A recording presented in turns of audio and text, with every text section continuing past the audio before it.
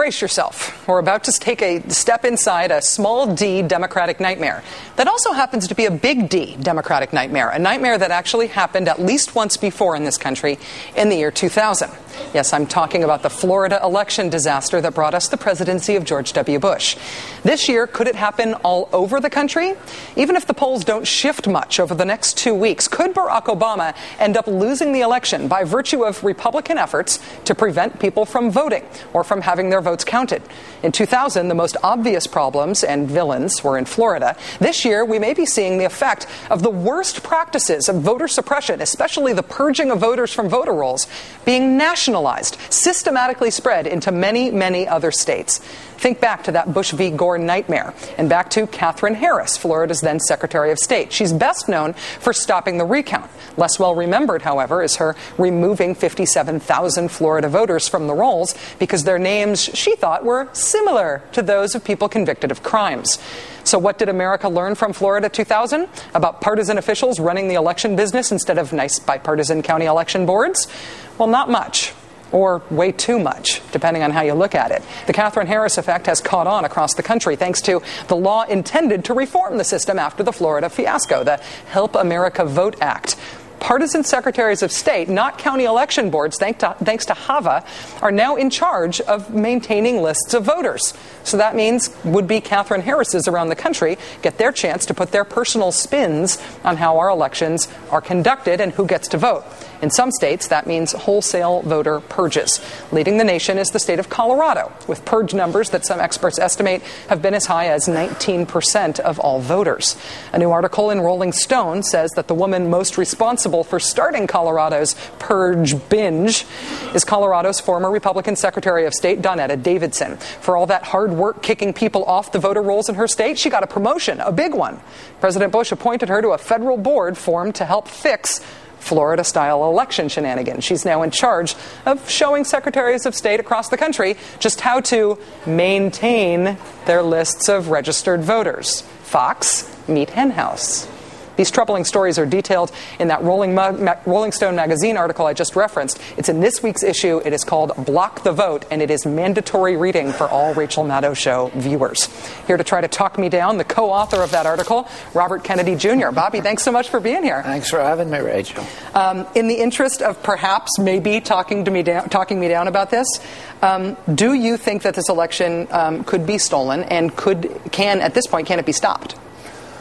Well, as you pointed out, in Colorado, which is a swing state, a crucial swing state that could be won or lost by a couple of thousand votes, 20,000 voters, 19.4% of the vote, not 20,000, but almost 20% of the vote was purged by the former Secretary of State. The New York Times disclosed last week that since then, an additional 37,000 have been purged, and 6,400 new voters have been purged. So certainly those numbers are very significant. Those kind of numbers could affect an election. And what we see is that the purges disproportionately impact Democratic voters.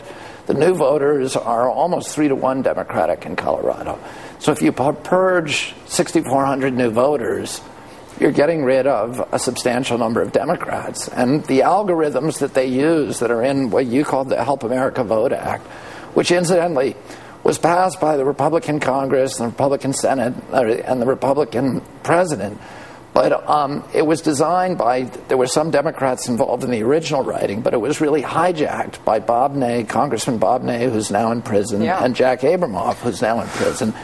And it's been used to erect a series of barriers that make it really an obstacle course, particularly for African Americans to vote, for Hispanics to vote, for young people and old people.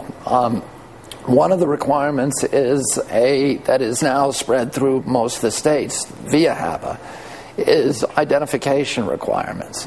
Now, you may say, well, it's no problem. Every time I go to write a check, I show my ID. I show a government-issued ID, a driver's license. But in fact, there's a lot of Americans who don't have driver's license. 1 in 10 American voter age do not have driver's license. Who are they? They're senior citizens, they're young people, they're people who live in cities, and they're black people. In other words, Democratic voters. 1 in 5 black voters does not have a driver's license. That means if you require the driver's license, you're getting rid of 20% of the black voters in this country. There's other things that are now used also to purge mainly African American voters. In the last election in 2004, according to the United States Election Commission, there were 1 million black voters whose votes were not counted. 2.7 million Americans altogether, mainly Democrats. But a lot of these methods target African American voters. Another method that is being used that's probably the most frightening is called the perfect match tight match.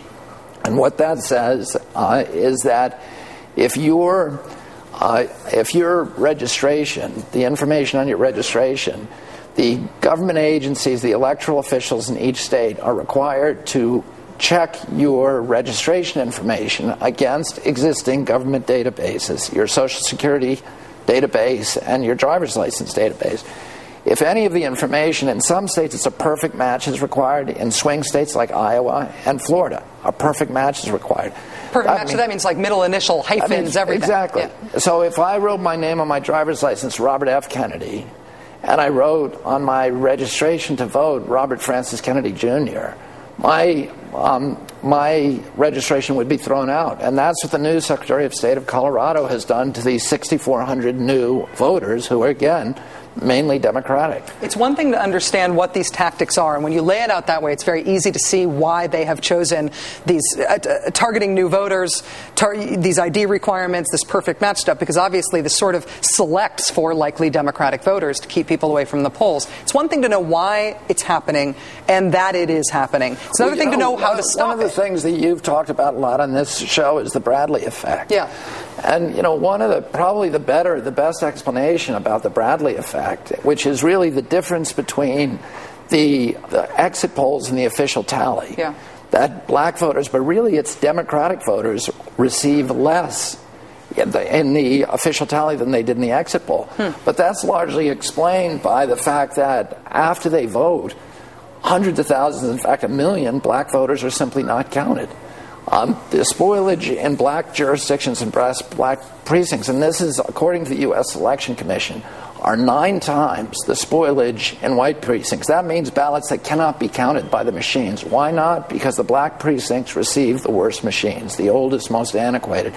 So 9 times the number of blacks votes are simply thrown out. More blacks are also given provisional ballots, and 1/3 of the provisional ballots are thrown out. That's why it's important. If you get this book, Steal Back Your Vote, which is stealbackyourvote.org, this will tell you how to avoid the obstacle course, how to run through the obstacle course so you can make sure that your vote counts. You need to know that they're setting it up for you, know why, and know how to get out of it. Don't accept a provisional ballot. That's the key thing, and vote early. It's absolutely critical that people go in and vote early, and if you can avoid it, don't send your vote in, but actually go in person and vote early. The article this week in Rolling Stone is called Block the Vote. Steal Back Your Vote is a very cool comic that explains not only how this stuff works, but how you can avoid getting trapped like this. You can learn more about that at our website, rachel.msnbc.com. Robert Kennedy Jr., it's great to see you. Thanks for being here. Rachel, thanks for having me.